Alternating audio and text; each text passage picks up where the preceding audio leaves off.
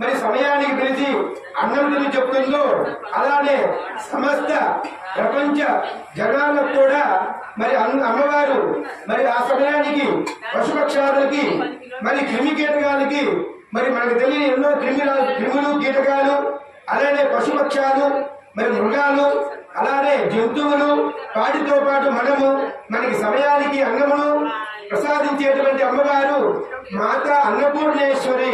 మరి కావున మనం ఈ రోజు ఎవరికైనా అన్నదానం చేసినా లేదా ఈ రోజు ఎక్కడైనా నైవేద్యము నడిచినా నైవేద్యము పెట్టినా మరి ఆ యొక్క పుణ్యఫలాన్ని కలిగించేటువంటి అమ్మవారు మాత అన్నపూర్ణేశ్వరి. ఒక్కసారి మంత్రమంత్రం కూడా చెబుదాము.